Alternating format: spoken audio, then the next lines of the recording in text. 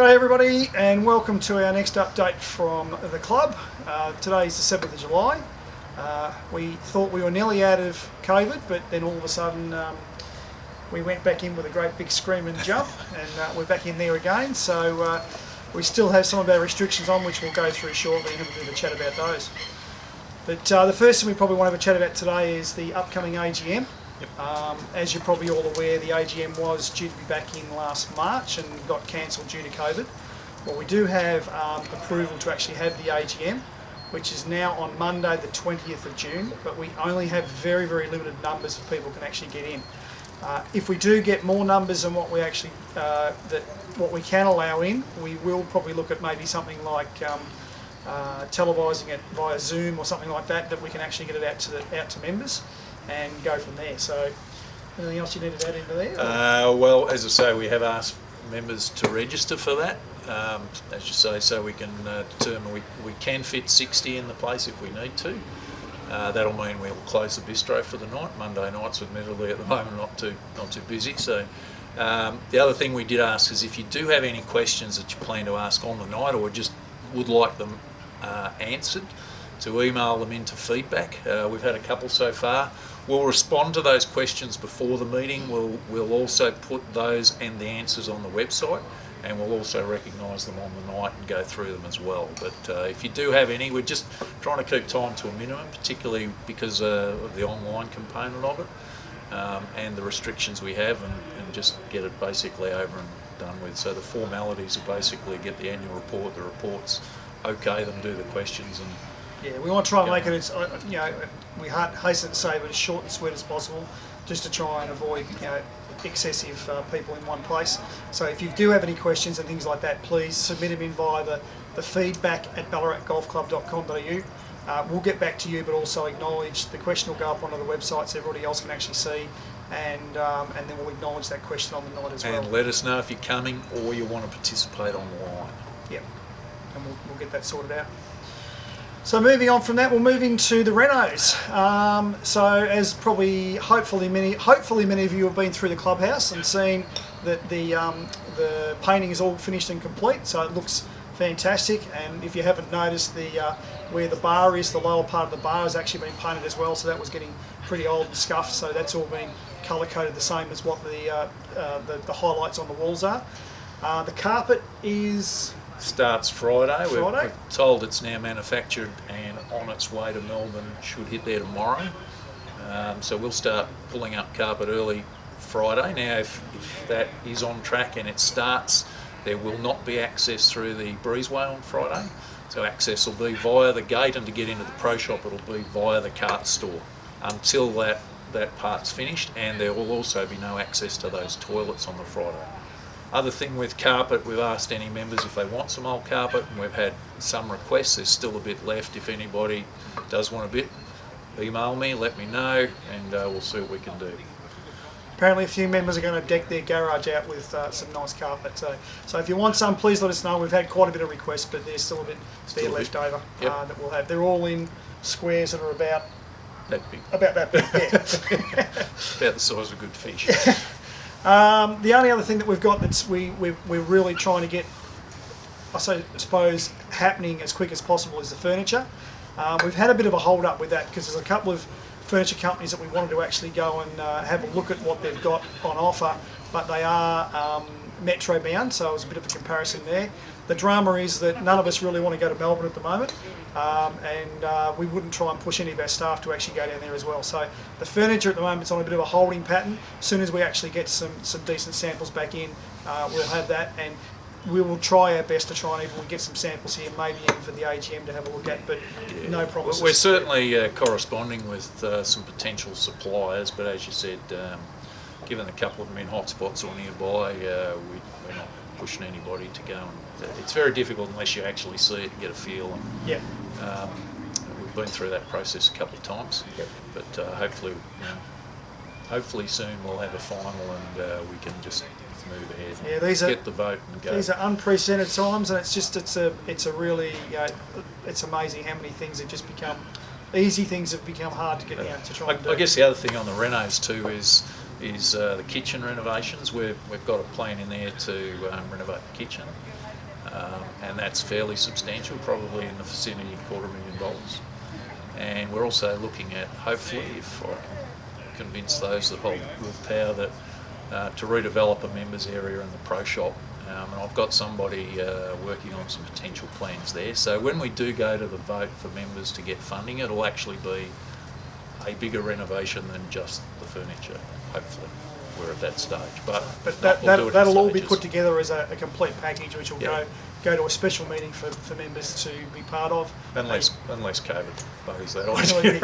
Exactly. We have to do it separately. But hopefully, we'll be in a position at least to give members a good idea of the plans, their rough concepts, their rough costs, so we can get approval and move forward with those. Go from there. Yeah. This is a great problem to have out here.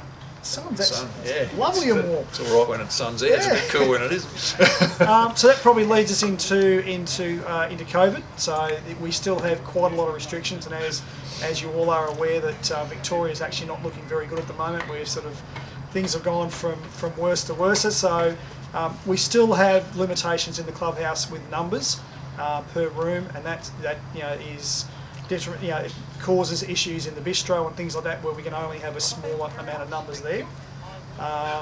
It's something that it's the way things are going at the moment. We hope that we don't see another lockdown be enforced, but the numbers that have been popping up in the last week have been not really promising. Yeah, I just read on the phone 160 is the new number. So and they were talking before about the potential of locking Melbourne down. Yeah. So I think if they lock Melbourne down, they'll be probably everywhere. But yeah. I guess the main thing with all of that, and it restricts numbers in each room we can have, but what the issue for the club is, and I keep pushing the point, the issue for the club is largely the gathering of golfers in one spot, and that's the key reason why we're still on one tee. To go to two tees doubles the numbers potentially into a room, and we know there's been a local pub caught and fined. We know there's been a lot of scrutiny on golf clubs and what they're doing. So $10,000 a pop on the spot, it's not worth the risk of us or to us. And potentially, if we're taking a court, it's 10 times that. So, that's largely the reason still we're on one tee. And also the safety of our members and staff. Absolutely, as well. So, we don't want to put our staff or our members into a position where potentially there could be an issue. We know there's nothing happening in Ballarat. Currently there's no active cases in Ballarat, but it's not to say that someone can't pick it up tomorrow and then all of a sudden come back down and it starts to spread. So for the short term, I was going to say it is happening in Ballarat. There might be any cases, but there's a hell of a lot of scrutiny. Yes. So it doesn't matter whether someone has it or not, and hopefully no one does. But the reality is the scrutiny is still on, regardless of whether anyone's got it. Goes on. And that's what we've got to manage. So a couple of things we just wanted to make sure to reinforce again. As we've mentioned, we don't want any buggies, clubs left in the breezeway at all. So if you want to leave your clubs, if you're coming in for a drink or something, if you can leave them out in the opening area there, not in the breezeway. I do encourage you not to leave your clubs there at all. We have had a set of clubs knocked off from there before, so they're a lot safer probably being in your car.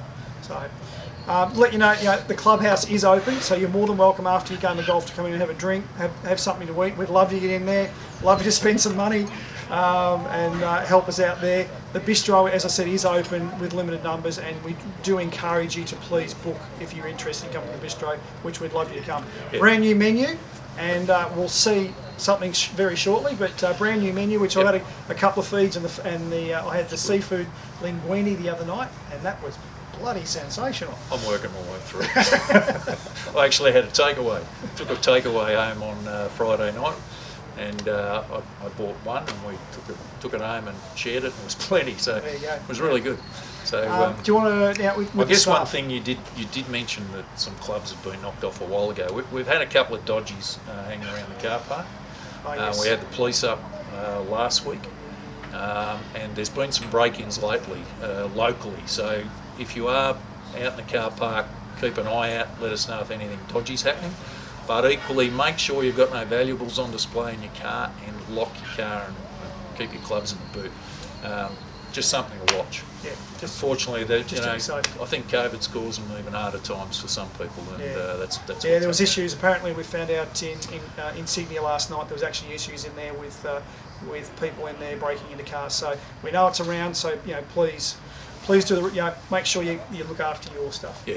The other thing you did say about the clubhouse is open, 20 a room. So come in, have a drink after, but if there are people milling around wanting to get in, be conscious of how long you've been in there. I guess give everybody a go, if that's the case. Hasn't been to this point, but hopefully as more people start flowing.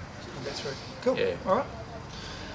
Next, we'll move on to golf. So there's a couple of big changes we've had. Well, not big yet, but some things that have gone on. So as we went to the board meeting last week, the board actually have decided to reinstate the championships to continue on from where we left off.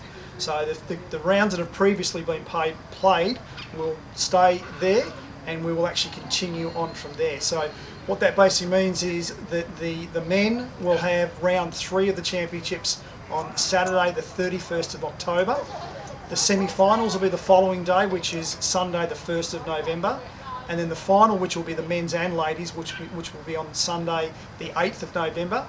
For the women, round 2 will be on Wednesday the 21st of October. The semis will be on Wednesday the 28th of October, and the final, which will be on the same day as what the men were. The other thing with that, Wayne, what Dave and I have been through the listings as they finished after the rounds we have played.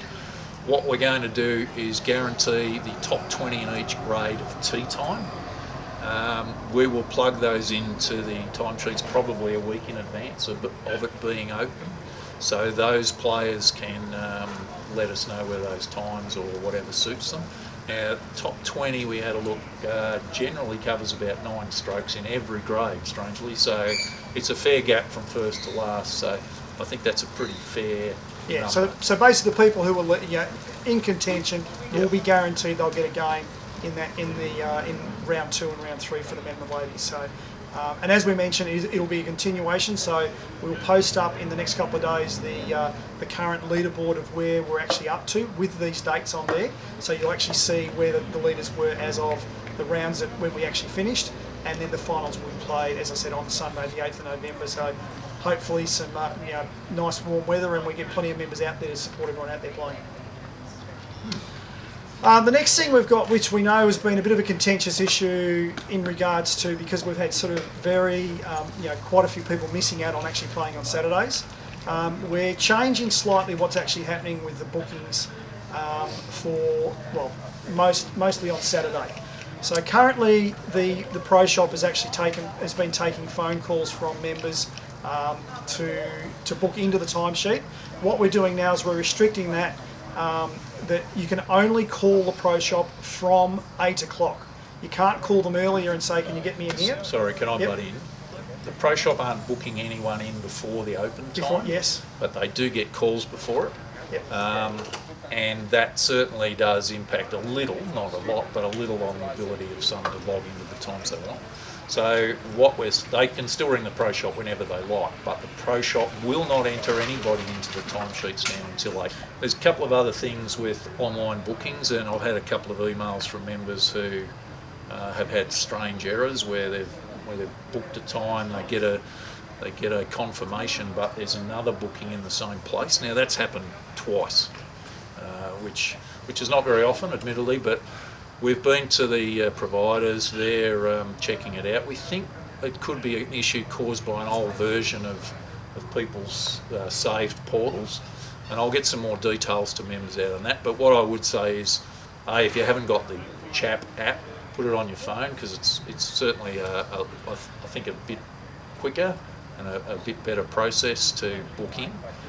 But equally, keep an eye on the emails and just make sure you're using a brand new version when you get into the web page. Make sure you don't go on any saved old links that you may have. Make sure you actually go in through the website again to make sure you get the freshest. Kill your cache, do all those normal things. But we'll put some instructions out and just make sure that people have every option to get in there.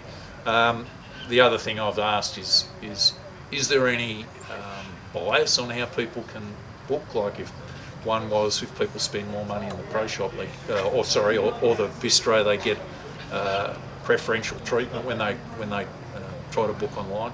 There's nothing like that. The first person who opens up a gap, opens up a time, has the preference for that time. Locks the time down. Locks the time. But so we know, as I say, when you're getting 120, 30 people booking all at once, all those spots, 130 spots in the first couple of minutes, it's nuts. So anyway, we know there is some people that say we're unable to book because we're at work or we can't do it. We apologise, but you will need to try and get one of your other playing partners to actually look after the booking for you. We've got to try and make it as fair as we possibly can, but it's fair and equitable to everybody who puts their name in, and no one gets any preference with being in there any earlier. And as the days get longer, we'll have more spots available, and of course Sundays. Sundays, yes. So the Sunday comp is actually, the weekend comp has actually been supported quite well because we've had those limited tee times. We've had the ability to be able to offer the comp over the 2 days. In the first 4 weeks, we've had 120 players that have actually participated in the comp on Sunday only. So that's been great. So for the foreseeable future, up until we actually start to release and get more tee times and things start to get a little bit easier, we will continue the weekend comp. So every Saturday comp will now be a weekend comp, and it will be run over the 2 days just to try and allow as many people to actually play in the comp as possible. Yeah, it's working well. I think. Is it ideal? No, but I think it's a great compromise. Yep, and exactly. We're in a time of compromise with many things. Yeah. So. Yeah. Right, Gary, the only thing we probably haven't spoken about, maybe a quick update on what's happening staff-wise. Yep, staff, we've got a few now back on their normal hours, so there's 3 of us in the office, there's a head chef, Trolloc, and 2 out on course. The rest still on JobKeeper. Yep. So we're managing within those hours to just keep under the $750 spend. Hopefully our business in the bistro, all that sort of stuff picks up enough so we can boost the hours up, but that's how it is at the minute. Yeah, a little bit difficult with the limited numbers. Yeah, 20's hard, and I think the other thing with that is I think I've said before, once we plan to open for the 50, they changed it to 20 on the Saturday night. I think that scared people, and I think the current numbers are scaring people even more, and people are tending to stay away. We've actually done a letter drop today. I didn't tell you, but we have just locally to hopefully drag a few more people in and just let them know we're here and. So we'd love to get plenty of members in just to come back in and have a feed. As I said, we've got a fantastic new menu, and speaking of new menu, we've just spotted something to my little side here. Our new chef, and he's got this monstrosity that he's bringing in. Come on in. Everybody, just want to introduce you to our new head chef. This is Trolloc. So Trolloc started with us. When did he start? Just before we shut down. So let Gary ask you some questions, and I'll look after this. Okay. So this is fresh off the new menu, and this is pork scratchings. Yeah. I stole some of this off Ange's plate the other day, and it was bloody sensational. So make sure you try it out. Very popular with a drink, I'm told. And it's only how much is it? $10. Is that right? Yeah. So you talk. And I'm gonna... Right. Thanks. Yeah, thanks, Wayne. You're all hard. TC, as we know you, I just thought members would be interested in how you're finding the club. This place is pretty good and very natural. It's very beautiful place for the members and all the stuff here. And I found this place very good from the food wise and stuff wise, management wise as well. And recently we introduced new menu. So it's a good opportunity to get our members back so that they can enjoy the new menu.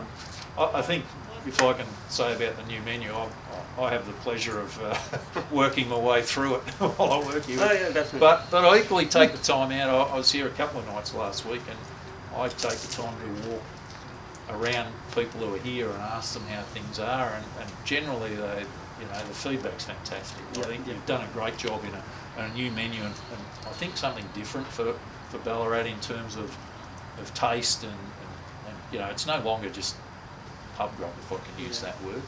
Well, I just mentioned before, I had in the other night and we had that seafood linguine, mate, that was that was beautiful. Well, the menu is designed as per the winter, because we have winter and very like aromatic stuffs in that, so that it can boost the immune systems of the peoples and keep them little warm. So you can eat and get healthy at the same time. We have beautiful bouillon into the menu. As you said, linguine. You enjoyed your fried pork there while you... Yeah, that's healthy. Pork crackling, Yeah, it's healthy. stretching. It's definitely healthy. It's certainly not what you expect when you eat. Very it. simple to make, but very nice. Yeah. I think that was pretty popular in one of your previous places, TC. So let's just let the guys watching know a couple of the previous places you worked in and what you did there and where this came from. I got the opportunity to work in some good hotels. I used to work in a Windsor and RACV and then Hilton and Sheraton, Marriott. That is very pretty good brands, and I learned a lot with my colleagues, with my chefs, and lots of good ideas. But it's all about how can I implement new versions and what suits to the guest. So that's how I like to work. Yeah, well, it's good you've moved up, I think, from the RACV resorts and the Hilton and Park Royal. I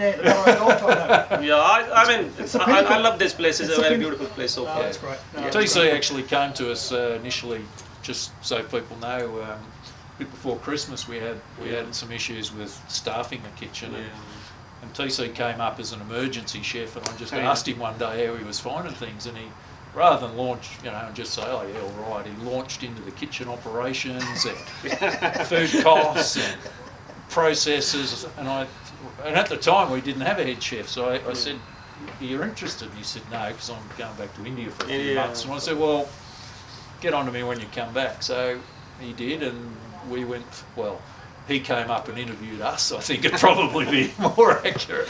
And and thankfully agreed to join us. So, he travels a decent distance each day to get here, and what he produces when he gets here, and his team is great. So that's great. Come and try. So welcome, mate. Welcome along. Yeah. Hope you enjoy your time. And as I said, if any of our members who are there now, see Trylock out there, say hello, and you've definitely got to come and try this. Oh yeah, definitely. We are here not only to entertain, to give to delight our guests, so that they can enjoy, to fulfill their basic requirements and all, whatever they are expecting from the club. Beautiful. And we are here to provide them best and best. Good stuff, mate. Yeah. All right, well, that's great. Thank you very much. Thank you. Stay there, you're right. And that's it, guys. So thank you all very much. Main thing is we just want to enforce the thing that we say at the end of every video. Stay safe. We know we're under these COVID restrictions and things like that. So we just want to make sure that our staff and you as a member stay safe. Please make sure you abide by all the rules and regulations that are out there, and we'll see you out in the course. Good on you. Cheers. Cheers. Thank you.